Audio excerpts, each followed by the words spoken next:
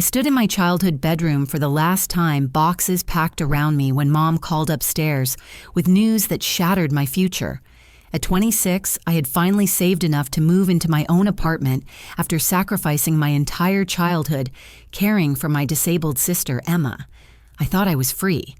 But Mom's trembling voice announcing that she and Dad were divorcing and expecting me to take full custody of Emma made my stomach drop.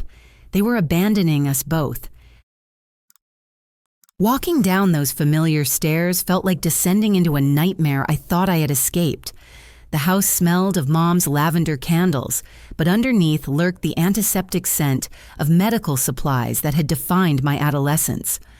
Mom stood by the kitchen island, her suitcase already packed, while Dad sat rigidly at our old oak table surrounded by legal documents. "Lainey, sweetie, sit down," Mom said, her mascara smudged from crying. "We need to discuss Emma's future." My heart hammered against my ribs. Emma sat in her wheelchair in the living room, humming softly while watching cartoons, completely unaware that her world was about to crumble.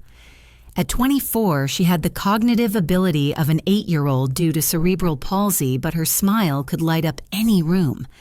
Dad cleared his throat, avoiding my eyes. "Your mother and I have made some difficult decisions about our marriage. We're filing for divorce next week." "I don't understand how this involves Emma," I said, though dread was already pooling in my stomach. Mom reached across the table, her cold fingers grasping mine. "Emma needs someone who understands her special requirements. You've always been so good with her, so patient and caring. We think it would be best if you became her legal guardian." The words hit me like a physical blow. "Are you serious? I just graduated nursing school. I start my first job at Children's Hospital next month. I can't possibly take on full-time care responsibilities." Dad pushed a manila folder toward me.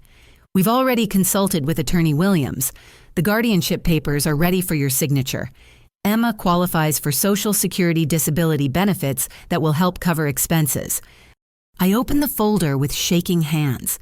The forms were meticulously filled out, my name printed in neat block letters as the proposed guardian. They had planned this conversation down to the smallest detail. "You can't be serious," I whispered. "I gave up everything for Emma already.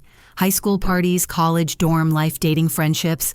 I spent every weekend driving her to physical therapy appointments while my friends went to football games.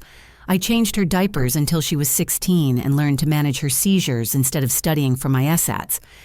Mom's tears flowed freely now. "We know you've sacrificed so much, honey. That's exactly why we know you're the right person for this. Emma adores you. She trusts you completely." "What about professional care facilities, group homes? There have to be other options." Dad's jaw tightened. "Those places are warehouses for disabled people. Emma deserves family care, not to be dumped in some institution with strangers." Something in his tone made my stomach lurch. I excused myself and walked to the home office where Mom kept all of Emma's medical and financial records. The filing cabinet was unlocked, which was unusual. Inside, I found bank statements that made my blood run cold. Emma's Social Security disability account showed regular deposits of $3,400 monthly for the past 6 years. That was over $40,000 annually. But the account balance was nearly zero. The withdrawal records showed cash advances, transfers to my parents' checking account, and payments to luxury car dealerships. I grabbed more files, my hands trembling as I discovered the truth. Emma's Special Needs Trust Fund, established by our grandparents with $50,000 when she turned 18, had been completely drained. The money that was supposed to ensure Emma's care for life had been spent on my parents' kitchen renovation, their trip to Italy last summer, and Dad's new fishing boat. Rushing back to the kitchen, I slammed the bank statements on the table. "You've been stealing from Emma for years." Dad's face flushed red. "We've been her caregivers. We deserve compensation for the 24/7 responsibility." Compensation. "You made me do most of the actual caregiving. I fed her breakfast every morning before school. I gave her baths, managed her medications, took her to doctor appointments. You two lived your lives while I sacrificed my childhood." Mom sobbed harder. "We never asked you to do so much. You volunteered." "I was 12 years old when you started leaving me alone with Emma for entire weekends. I didn't volunteer for anything. I was a child who thought I was helping my family." Dad stood abruptly, his chair scraping against the hardwood floor. "This conversation is over. Emma is your responsibility now. We've made our decision. And if I refuse—" His eyes turned cold, calculating. "Then Emma becomes a ward of the state. Is that what you want for your sister?" The manipulation was suffocating. They had engineered this situation perfectly, using my love for Emma as a weapon against my own future. But as I looked at the financial records scattered across the table, I realized this wasn't just about guilt or family obligation. This was about money and freedom they had stolen from both Emma and me. "I need time to think," I said quietly. "You have until Friday," Dad replied. "We're meeting with Attorney Williams to finalize everything." That night, I lay awake staring at my childhood ceiling, listening to Emma's peaceful breathing from the bed across the room. She had always shared my room because my parents claimed the house was too small for her to have her own space. Now I understood the real reason. They wanted me to be her primary caregiver from the beginning, grooming me to take over completely when it suited their plans. The devastating realization that my entire childhood had been a carefully orchestrated preparation for this moment made me feel sick. But something else burned in my chest alongside the betrayal: determination. If my parents thought they could manipulate and abandon both Emma and me, they were about to discover just how wrong they could be. The next morning, I called in sick to my orientation week at the hospital and started making phone calls. If I was going to fight this, I needed information and allies. Emma sat beside me at the kitchen table, coloring in her favorite butterfly book, while I navigated the maze of disability services. My first call was to the Department of Health and Human Services. A tired-sounding woman named Janet explained the process for accessing group home placements. The waiting list for quality facilities runs about 24 months currently. Emergency placements are available, but the conditions are often substandard. What about costs? For someone with Emma's level of needs, expect around $60,000 annually for a decent private facility.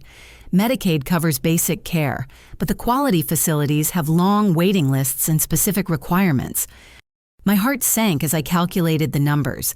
Even with Emma's disability benefits, which my parents had been pocketing, the costs were astronomical. I called 6 different facilities, getting the same story everywhere: waiting lists, high costs, and requirements that Emma didn't meet because she had never been formally evaluated for independent living skills. Around noon, I decided to contact Emma's caseworker.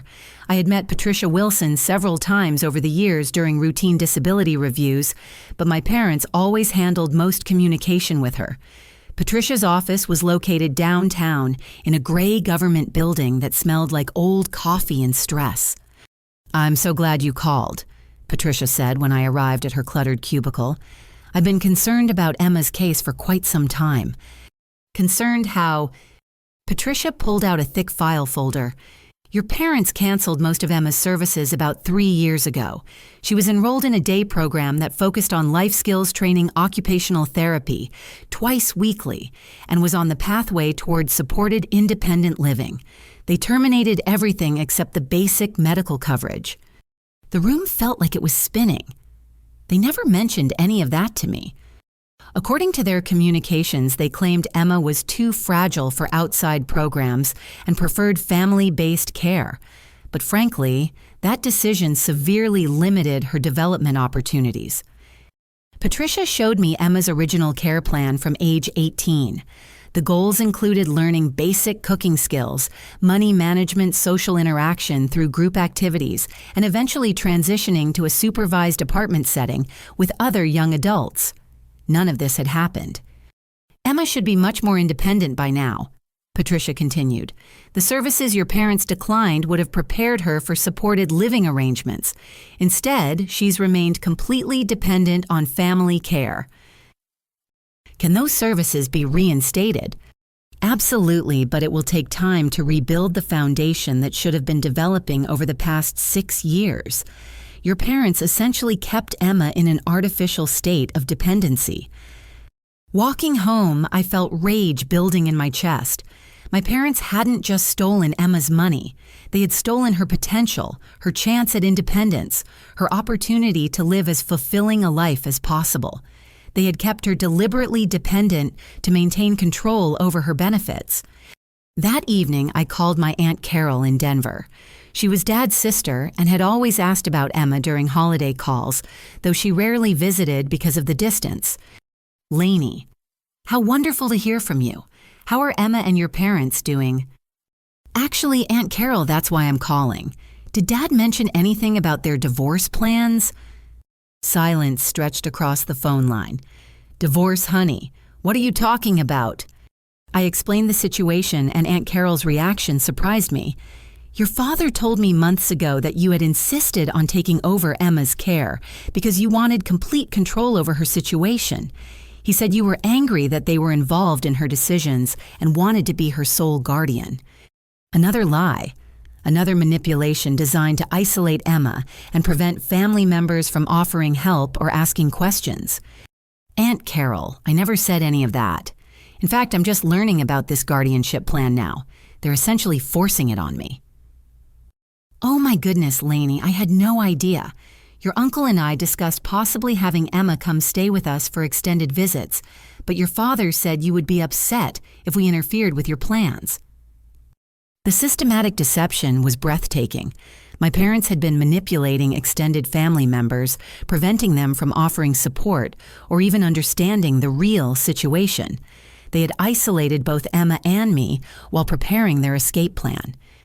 Aunt Carol, would you be willing to write a letter stating that you were told I requested to be Emma's guardian? I might need documentation showing that my parents have been misrepresenting the situation. Absolutely. Lainey, is there anything else your uncle and I can do to help? For the first time in days, I felt a spark of hope. Maybe. Let me figure out what options exist first. That night, I researched legal aid services and found a family law clinic that offered free consultations for low-income individuals. I scheduled an appointment for the next morning knowing I needed professional advice about my options. As I tucked Emma into bed, she grabbed my hand with her good arm. Lainey, why are Mama and Daddy sad all the time now? My heart broke looking at her trusting face. Emma had no idea that the people she depended on most were planning to abandon her. She had no concept of the financial exploitation or the fact that her entire future was being gambled away for someone else's convenience. Things are going to change soon, Em, but I promise you'll be safe and happy. I won't let anything bad happen to you. Will you stay with me? I'll always be your sister no matter what happens. That will never change. But as I said, the words, I realized I needed to find a way to protect Emma that didn't require sacrificing my own future. There had to be a solution that ensured her safety and happiness without perpetuating the cycle of manipulation and dependency my parents had created. The answer was becoming clearer. I couldn't just refuse guardianship and walk away, but I also couldn't accept the fraudulent situation my parents had engineered. I needed to find a third option, one that exposed their manipulation and ensured Emma got the proper care and opportunities she deserved. The legal aid clinic was housed in a converted storefront downtown, its waiting room filled with plastic chairs and outdated magazines. I arrived early, clutching a folder full of bank statements and medical records, hoping a lawyer could help me understand my options. Attorney Michael Rodriguez was younger than I expected, probably in his early 30s, with kind eyes behind wire-rimmed glasses. His office was tiny but organized law books stacked neatly on metal shelving. "Tell me about your situation," he said, settling behind his desk with a yellow notepad. I explained everything: the surprise guardianship papers, the drained bank accounts, the canceled services, my parents' manipulation of family members. Michael listened without interruption, occasionally jotting notes.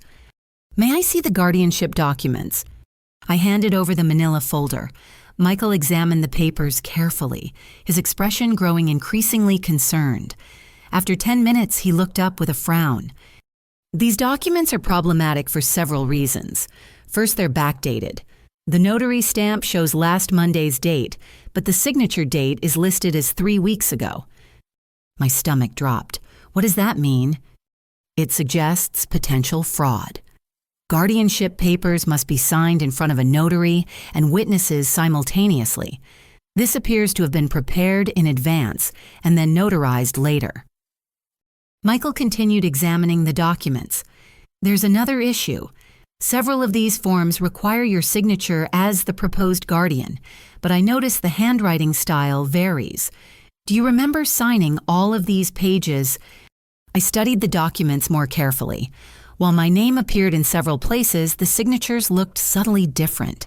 Some were more rushed, others more careful. I never signed most of these pages. That's forgery, which is a felony. Combined with the apparent backdating, this suggests your parents have been preparing to manipulate the legal system. What about Emma's financial accounts? Can they legally spend her disability money? Absolutely not. Social Security disability benefits must be used exclusively for the beneficiary's needs. Housing, food, medical care, clothing, therapy, personal vacations, and luxury items for other family members constitute fraud. Michael asked to see Emma's bank statements. As he reviewed the withdrawal patterns, his expression darkened. This is systematic theft. Over $40,000 annually diverted from Emma's care. The Social Security Administration takes this very seriously. So what are my options? You have several paths forward. You could refuse guardianship and report the financial fraud to Social Security and Adult Protective Services. You could accept guardianship and sue your parents for restitution. Or you could petition for emergency intervention to protect Emma from financial exploitation. What happens to Emma if I refuse guardianship? The state would conduct an emergency evaluation and likely place her in temporary care while investigating the fraud. It sounds traumatic, but it might actually result in better long-term outcomes than the current situation. I left the clinic with my head spinning but feeling more empowered than I had in days. Michael had given me contact information for the Social Security Fraud Hotline and Adult Protective Services, along with instructions for documenting everything. That afternoon, I decided to check my own credit report. Given my parents' willingness to forge documents, I wanted to make sure they hadn't opened accounts in my name. I requested reports from all 3 credit agencies, expecting to find the clean credit history I had carefully maintained. Instead, I discovered a financial nightmare. 3 credit cards I had never applied for all maxed out with balances totaling $18,000. A personal loan for $12,000 from a company I had never heard of. Multiple inquiries for additional credit applications, all within the past 6 months.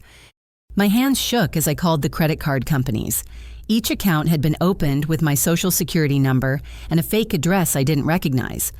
The phone representatives confirmed that purchases included electronics jewelry cash advances and hotel bookings in Florida. The personal loan was even worse. According to the paperwork, I had supposedly borrowed $12,000 using my nursing school transcript and employment offer letter as income verification. The money had been transferred to an account I didn't own. I immediately called the police non-emergency line and was transferred to Detective Sarah Mills in the Financial Crimes Unit. She agreed to meet with me that evening to review the evidence. Detective Mills was a no-nonsense woman in her 40s who had clearly dealt with family financial abuse before. She listened to my story while taking detailed notes, her expression growing more serious as I explained the scope of the fraud. Identity theft between family members is more common than people realize, she said. Parents have access to their children's personal information from birth, which makes this type of fraud easier to commit and harder to detect. What kind of charges could my parents face? Identity theft, credit fraud, Social Security fraud, financial exploitation of a disabled person, forgery. If the amounts total what you've described, we're talking about felony charges with potential prison time. But what about Emma? If my parents are arrested, what happens to her? Adult Protective Services would take emergency custody and conduct a full assessment. Given her age and disability level, she would likely be placed in a group home setting while permanent arrangements are made. That night, I sat with Emma while she watched her favorite Disney movie for the 100th time. She laughed at the same jokes, clapped during the musical numbers, completely innocent of the chaos surrounding her life. "Lainey, are you sad?" she asked during a quiet scene. "A little bit, Em, but things are going to get better soon." "Will Mama and Daddy be happy again?" How do you explain to someone with the emotional understanding of a child that the people she trusts most have been betraying her for years, that their happiness has come at the cost of her future and her sister's freedom? "Emma, what would you think about living in a nice house with other friends who have similar needs, where you could learn new things and have your own room decorated however you want?" Her eyes lit up, like a sleepover every night. "Something like that, with people trained to help you learn cooking and art and maybe even how to take care of a pet." "Could I have a cat?" "Maybe. Would you like that better than staying here where everything is always the same?" Emma considered this seriously. "I think I would like to make new friends and learn to cook pancakes." Her innocent enthusiasm broke my heart and strengthened my resolve simultaneously. Emma deserved so much more than the limited, controlled existence my parents had created for her. She deserved opportunities, growth, independence, and the chance to discover her own potential. The next morning, I made the hardest decision of my life. I called Detective Mills and told her I was ready to file a formal complaint against my parents. Then I called Adult Protective Services and reported financial exploitation and abandonment. Finally, I called the Social Security fraud hotline and provided them with all the documentation Michael had helped me organize. The wheels of justice began turning slowly, but they were turning. And for the first time since this nightmare began, I felt like Emma and I might actually have a future that didn't involve manipulation, exploitation, and sacrifice. But I had no idea how quickly my parents would escalate their desperation when they realized their carefully constructed plan was falling apart. Friday morning arrived gray and drizzly, matching my mood as I prepared for the confrontation I had been dreading. My parents expected me to sign the guardianship papers at Attorney Williams' office that afternoon, but instead, I planned to present them with evidence of their fraud and give them one chance to make things right before involving law enforcement. I had spent the previous evening organizing all my documentation, bank statements, credit reports forged, signatures, canceled service records, and witness statements from Aunt Carol and Patricia Wilson. Everything was photographed and stored in cloud storage, with copies given to Michael Rodriguez for safekeeping. Mom was unusually cheerful at breakfast, humming while she made coffee and acting as if today would solve all their problems. Dad sat silently reading news on his tablet, occasionally glancing at me with an expression I couldn't interpret. "I'm so proud of you for stepping up for Emma," Mom said, placing a mug of coffee in front of me. "It shows what a loving, mature young woman you've become." The manipulation in her voice made my skin crawl. "Actually, Mom, I need to discuss some things I discovered this week before we meet with Attorney Williams." Dad's head snapped up from his tablet. "What kind of things?" I pulled out the bank statements and credit reports, spreading them across the breakfast table. I found records showing that Emma's disability benefits and trust fund money have been systematically stolen over the past 6 years. I also discovered credit accounts opened in my name without my knowledge. The color drained from Mom's face. Dad's jaw tightened dangerously. "Those are confidential financial documents," Dad said coldly. "You had no right to access them." "Emma's care records are my business since you're trying to make me her guardian, and my own credit report is definitely my business since you've been committing identity theft." Mom started crying immediately. "Honey, you don't understand how expensive it's been caring for Emma all these years. We had to use her money for household expenses that benefit her too." "Household expenses. You bought a boat, took a vacation to Italy, and renovated the kitchen with money meant for Emma's care. Meanwhile, you canceled her therapy services and kept her isolated so she wouldn't develop independence." Dad stood abruptly, his chair crashing backward. "You ungrateful little brat. After everything we've sacrificed for both of you girls, this is how you repay us."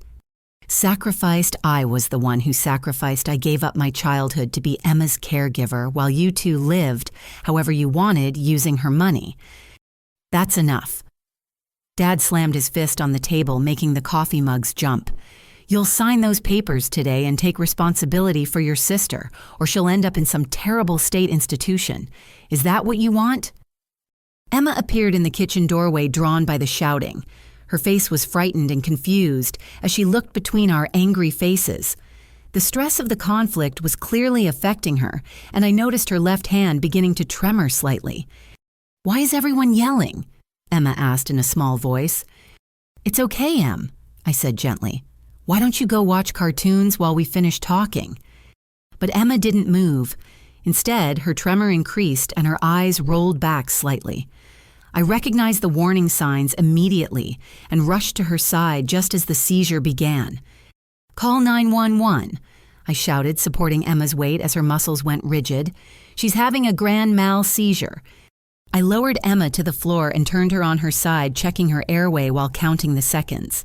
Dad stood frozen while Mom fumbled for her phone with shaking hands. The seizure lasted 3 minutes and 47 seconds longer than Emma's usual episodes.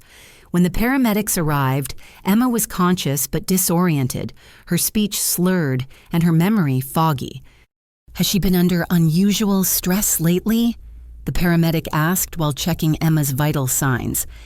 Our family is going through some changes, Mom said quickly. Nothing major. The paramedic looked skeptical. Emma's blood pressure was elevated and she seemed malnourished. At the hospital, the attending physician, Dr. Jennifer Walsh, asked to speak with me privately after Emma's condition stabilized. I'm concerned about Emma's overall health, Dr. Walsh said in the family consultation room. Her weight is below normal range for her height and age. Her muscle tone suggests she hasn't been receiving adequate physical therapy. And this seizure was triggered by stress, which indicates her medication levels may need adjustment. Her medications haven't been reviewed in over a year, I admitted. My parents handle all her medical care.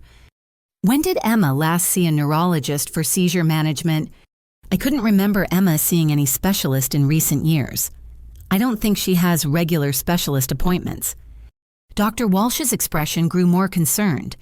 Emma needs comprehensive medical evaluation and updated care planning. Her current medication regimen appears outdated, and she's showing signs of general neglect. While Emma rested, I called Detective Mills and reported that my parents' neglect had resulted in a medical emergency. I also contacted Adult Protective Services to document Emma's condition and the circumstances leading to her hospitalization. By evening, Emma was stable enough to be discharged, but the hospital social worker, Jennifer Martinez, insisted on scheduling a home evaluation within 48 hours. As we prepared to leave, I noticed Emma was more confused than usual, asking repeatedly where we were and why her head hurt. When we arrived home, the house felt different. Too quiet, too empty. I called for my parents, but got no response. Their cars were gone from the driveway, which was unusual since they knew Emma was coming home from the hospital. Inside, I found a handwritten note on the kitchen counter. Lainey, we've decided to finalize our divorce proceedings out of state to avoid complications. Emma is your responsibility now. We've transferred emergency guardianship to you effective immediately. Don't try to contact us. This is best for everyone. Mom and Dad. My hands shook as I read the note again. Around the kitchen, I noticed other signs of hasty departure. The good silverware was missing. Mom's jewelry box was gone. Dad's fishing trophies had been removed from the mantel. I ran upstairs to their bedroom and found the closet's empty drawers pulled out, personal photographs removed from frames. They had evacuated completely, taking anything valuable and leaving Emma and me with nothing but unpaid bills scattered across their dresser. In the home office, the filing cabinet stood open and ransacked. Emma's medical records were gone. Her Social Security card and birth certificate were missing. They had taken everything needed to maintain control over her benefits while abandoning all responsibility for her care. The utilities had been disconnected. When I tried the lights, nothing happened. The refrigerator was silent and already warming up. They had even canceled the internet and phone service.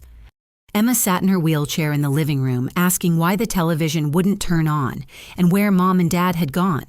I realized they had timed this abandonment perfectly, waiting for Emma's medical emergency to create chaos and confusion, then disappearing while I was distracted by hospital procedures. The cruelty of using Emma's seizure as cover for their escape was breathtaking.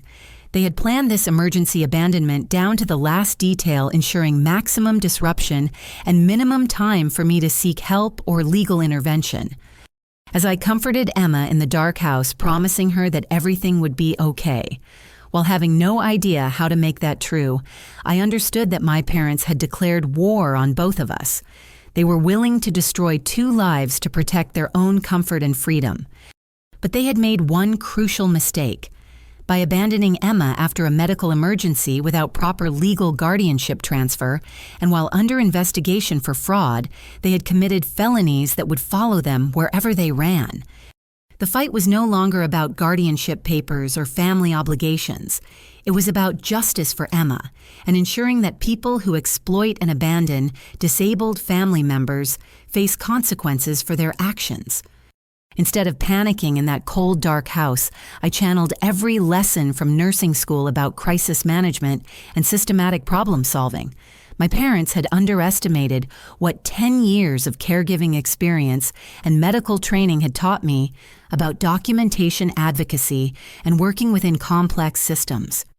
First, I used my phone's flashlight to photograph everything: the abandonment note, the empty closets, the scattered unpaid bills, the disconnected utilities, the empty refrigerator. I documented the condition they had left Emma in, including her post-seizure confusion and the missing medications. Next, I called the police non-emergency line and reported abandonment of a disabled adult. Officer Janet Rodriguez arrived within 30 minutes, followed shortly by Detective Mills. Both were shocked by the evidence of calculated abandonment. "This isn't just family dysfunction," Detective Mills said, photographing the note and empty rooms. "This is felony abandonment of a dependent adult, especially given Emma's medical episode today." Officer Rodriguez helped me contact Emergency Social Services for after-hours assistance. Within 2 hours, Emma and I were temporarily housed in a crisis residence facility that specialized in emergency placements for disabled adults and their families. Sunday morning, I began implementing the strategy I had developed during our sleepless night at the crisis facility. Instead of reacting emotionally to my parents' abandonment, I would use their desperation against them by documenting everything and building an unshakable legal case. My first call was to Robert Chen, an adult protective services investigator who specialized in financial exploitation cases. Robert agreed to meet with me that afternoon to review the evidence I had compiled. Robert was methodical and thorough, examining each document with the precision of someone who had seen every type of elder abuse imaginable. After 2 hours of review, he looked up with a grim expression. "This is one of the most systematic exploitation cases I've encountered," he said. "The financial theft service cancellation, forced dependency, and ultimate abandonment form a clear pattern of abuse. What happens now? I'm opening an emergency investigation with multiple agencies: Social Security fraud enforcement. The State Attorney General's office and local law enforcement will coordinate a comprehensive response." Robert explained that Emma's case would receive priority treatment because of the medical emergency and abandonment circumstances. Cases involving disabled adults who are abandoned after medical crises get fast-tracked through the system. Monday morning brought the first surprise in my favor. Jennifer Martinez, the hospital social worker, called with unexpected news. "Lainey, I've been working with State Disability Services over the weekend, and Emma qualifies for emergency placement in one of our premium group living facilities. I thought the waiting lists were years long. They are under normal circumstances, but abandonment cases receive emergency priority, especially when there's evidence of financial exploitation and medical neglect." Jennifer arranged for us to visit Sunrise Community Living that afternoon. The facility was nothing like the institutional settings I had imagined. Located in a converted Victorian mansion, it housed 8 residents with various disabilities in a home-like environment with round-the-clock support staff. Emma's eyes lit up when we toured the art therapy room where residents were painting murals on the walls. The kitchen smelled like homemade cookies, and Emma giggled when a resident named Sarah showed her the guinea pig they kept as a house pet. Could I really live here? Emma asked, her face more animated than I had seen in years. If that's what you want, Em, you would have your own room friends to spend time with and people trained to help you learn new things. The program director, Lisa Montgomery, explained that Emma would receive comprehensive services, including physical therapy, occupational therapy, social skills training, and gradual independence building.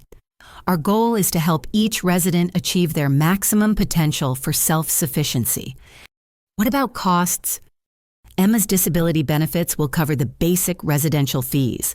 Additional services are funded through state programs that your parents apparently never accessed. That afternoon brought another breakthrough. Detective Mills called with news about my parents' location. Your father used a credit card in Tallahassee yesterday. We're coordinating with Florida authorities to serve arrest warrants for identity theft and financial exploitation. How did you get warrants so quickly? The Social Security Administration has been investigating suspicious activity on Emma's account for months. Your documentation provided the missing pieces they needed to file federal charges. The investigation had uncovered something even more significant. Emma's case was part of a larger pattern involving several families in our state. It appears your parents received advice from someone running a systematic scheme targeting families with disabled members. Detective Mills explained. The scheme involved creating artificial dependency in disabled family members, stealing their benefits, then arranging emergency abandonment to avoid responsibility when the fraud was discovered. The FBI's Elder Fraud Task Force had been building a case against the operation for over a year. Your parents aren't criminal masterminds, Detective Mills continued. They're victims of a larger scam that turned them into perpetrators, but that doesn't excuse their choices or reduce their legal responsibility. Wednesday brought the most satisfying call of my life. Special Agent Maria Santos from the FBI Financial Crimes Unit informed me that my parents had been arrested in Florida on federal charges, including wire fraud, Social Security fraud, identity theft, and conspiracy to commit elder abuse. The scope of their theft is larger than we initially realized, Agent Santos explained. Emma's accounts show over $200,000 in fraudulent withdrawals over 6 years. Combined with the identity theft against you, the federal charges carry potential sentences of 15 to 20 years. But the best news was yet to come. We've located offshore accounts where your father hid some of the stolen money. Asset forfeiture proceedings will recover most of Emma's funds, plus penalties and interest. The federal recovery program would restore Emma's stolen benefits and provide additional compensation for damages. More importantly, Emma's original trust fund from our grandparents, which I thought had been spent years ago, was discovered in a hidden investment account. The total recovery should exceed $400,000, Agent Santos said. Emma's care will be fully funded with enough remaining to compensate you for years of unpaid caregiving. That evening, I sat with Emma in the Sunrise Community Living Common Room, watching her laugh with her new roommate, Sarah, while they worked on a puzzle together. Emma had adapted to group living faster than anyone expected, thriving on the social interaction and structured activities. "Lainey, I love living here," Emma said during our nightly video call. "We made cookies today and I learned how to measure ingredients. Tomorrow we're planting flowers in the garden." The transformation in Emma's confidence and happiness proved that my parents' claims about institutional care had been lies designed to maintain control. Emma was flourishing in professional care, developing skills and independence I never imagined possible. The legal case moved forward rapidly. My parents' desperate attempt to flee had actually strengthened the prosecution's case by demonstrating consciousness of guilt. Their abandonment of Emma after a medical emergency particularly outraged the federal prosecutors. Within 2 months, both parents pled guilty to avoid trial. Dad received 18 months in federal prison plus 5 years probation. Mom received 12 months plus restitution requirements. They were permanently banned from accessing Emma's accounts and prohibited from unsupervised contact with her. The financial recovery exceeded all expectations. Emma's restored trust fund, combined with recovered benefits and federal penalties, totaled $460,000. Professional trustees would manage her money, ensuring it supported her care and development rather than someone else's lifestyle. My own identity theft damages were fully restored, plus compensation for lost opportunities and emotional distress. The money allowed me to pay off student loans, secure housing near Emma's facility, and finally start my nursing career without the burden of family financial crisis. Most importantly, the case became a model for investigating similar abandonment schemes. Agent Santos asked me to serve as a consultant, helping other families recognize and document financial exploitation patterns. The fight that began with my parents' manipulation had transformed into something larger, a mission to protect other disabled individuals from the type of systematic abuse Emma had endured. 6 months after my parents' arrest, I stood in the federal courthouse watching them receive their sentences. Mom sobbed as the judge described their crimes, while Dad stared straight ahead with the same cold expression he had worn when threatening to abandon Emma. The exploitation of disabled family members represents a particularly heinous breach of trust, Judge Patricia Williams said before pronouncing sentence. Mr. and Mrs. Thompson, you systematically stole from your own daughter, kept her in artificial dependency, and ultimately abandoned her after a medical emergency. These actions demonstrate a callous disregard for human dignity. Dad received 2 years in federal prison plus supervised probation, requiring him to work full-time and surrender 75% of his income to Emma's restitution fund. Mom received 18 months plus mandatory counseling and community service at disability advocacy organizations. The financial recovery portion of the case had exceeded everyone's expectations. The FBI's asset forfeiture team had traced the stolen money through multiple accounts, discovering that my parents had been far more systematic in their theft than initially apparent. Agent Santos explained the full scope during our final meeting. Your parents weren't just stealing Emma's disability benefits. They had created false documentation, claiming additional care expenses, fraudulent medical equipment purchases, and even fake therapy services to justify larger withdrawals. The total theft exceeded $300,000 when penalties and interest were calculated. Combined with the hidden trust fund and federal victim compensation, Emma's financial security was restored with over $500,000 properly managed by professional trustees. But the most satisfying outcome wasn't financial. Emma's life at Sunrise Community Living had transformed beyond recognition. She had gained 15 pounds of healthy weight, learned basic cooking skills, developed friendships, and was participating in a supported employment program at a local animal shelter. Emma is our success story this year, Lisa Montgomery told me during our quarterly care meeting. She's exceeded every goal we set for independence and social development. We're actually discussing transitioning her to our supported apartment program within the next year. Emma's medical care had also improved dramatically. Under the supervision of Dr. Rachel Martinez, a neurologist specializing in adult cerebral palsy, Emma's seizures were better controlled, her physical therapy was more effective, and her overall health was the best it had been in years. The previous care was medically negligent, Dr. Martinez explained during Emma's 6-month evaluation. Emma's medication levels were wrong. Her therapy was inadequate, and her nutrition was poor. Professional care has allowed her to reach potential that family care was actively suppressing.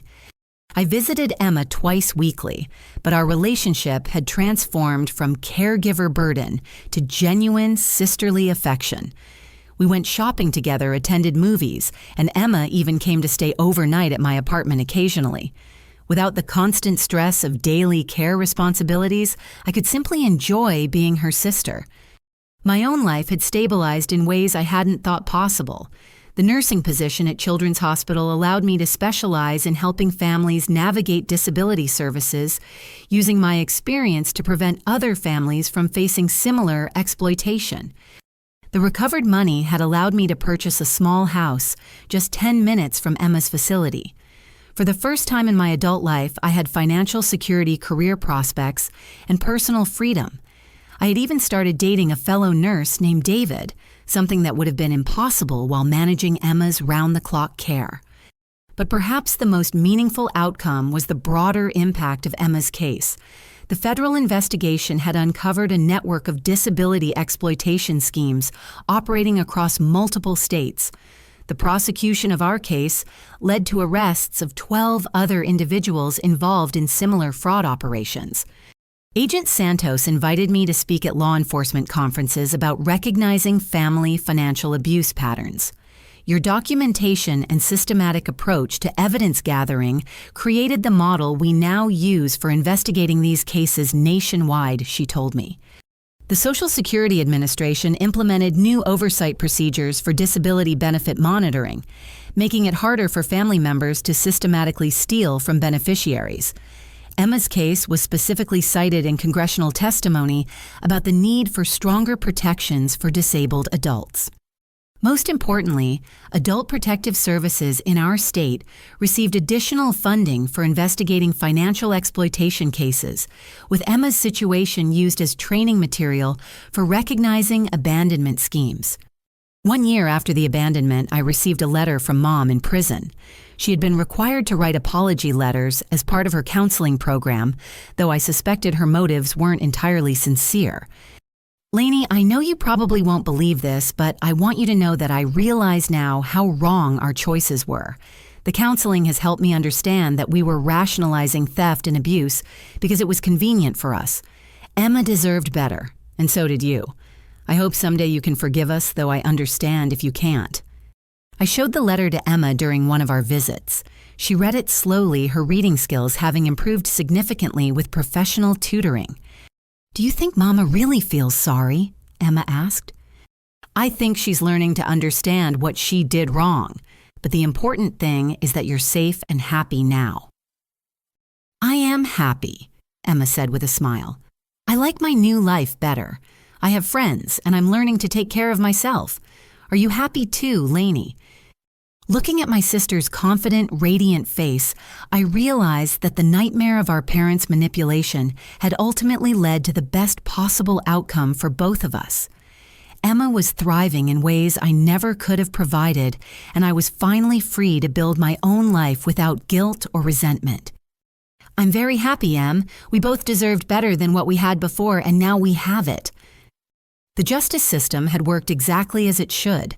The people who exploited and abandoned Emma faced real consequences.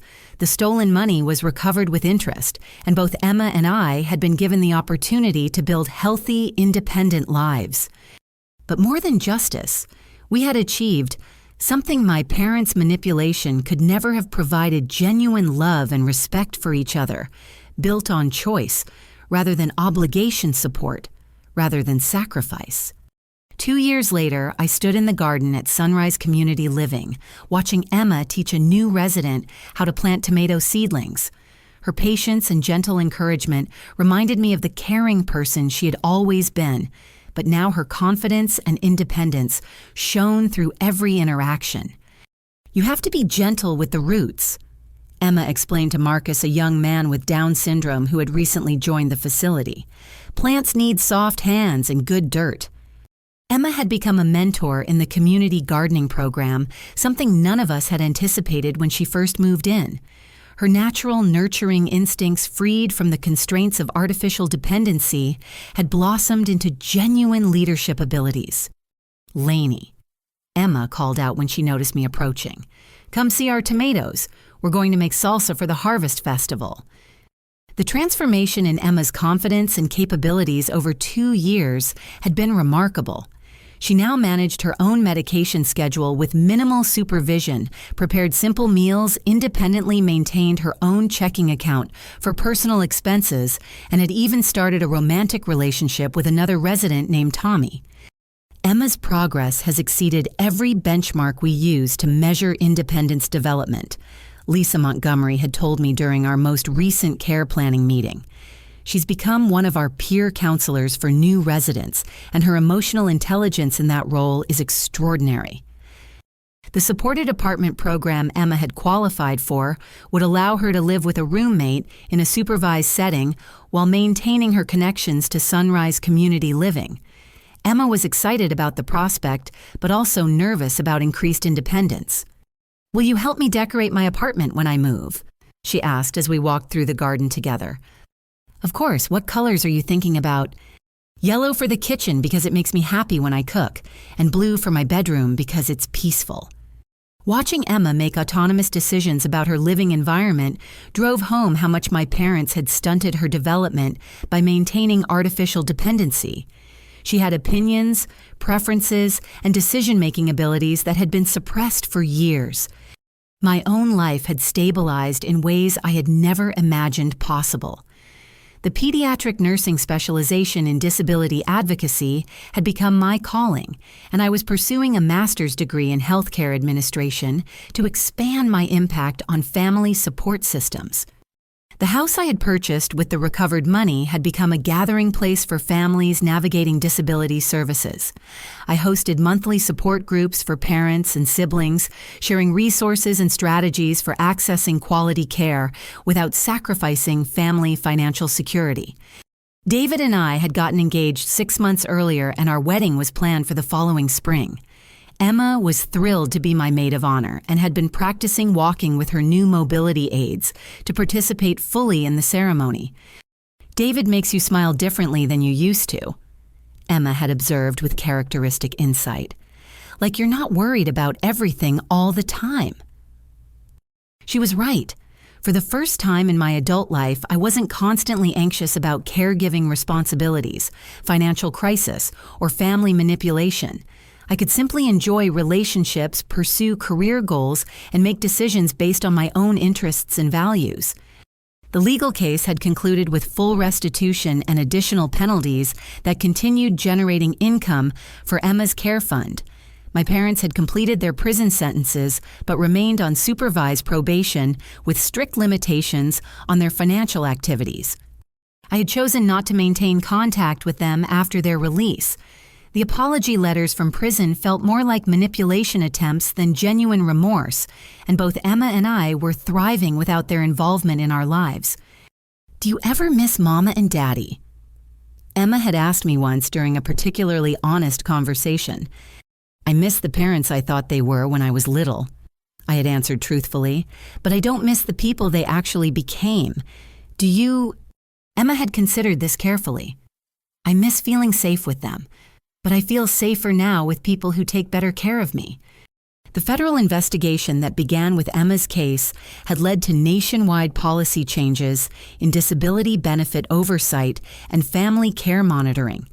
Agent Santos kept me updated on the broader impact, which included prosecution of over 30 individuals involved in similar exploitation schemes across 15 states. Emma's case provided the template for recognizing and prosecuting systematic disability abuse. Agent Santos had told me during our final debriefing. "The documentation methods you developed are now part of our standard training for financial crimes investigators." The most meaningful recognition came from the National Association of Adult Protective Services, which honored Emma and me with their Advocacy Award for advancing protection of disabled adults through legal system engagement. During the award ceremony, Emma had spoken confidently into the microphone, "I want other people like me to know that family should make you feel safe and happy. If they don't, there are good people who will help you find a better life." Her words captured the essential truth that had emerged from our experience. Love and care shouldn't require sacrifice, dependency, or financial exploitation. Healthy families support each member's growth and independence rather than creating artificial limitations for someone else's convenience. Looking back at the terrified young woman I had been 2 years earlier, trapped by guilt and manipulation in my childhood bedroom, I marveled at how much both Emma and I had grown through confronting crisis with systematic action rather than passive acceptance. The nursing career I had fought to protect had evolved into something more meaningful than I had originally envisioned.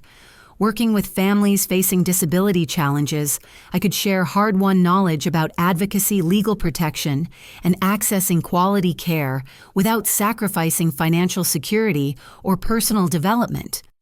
Emma's success story had become a powerful tool for encouraging other families to seek professional support, rather than assuming family care was always the best option.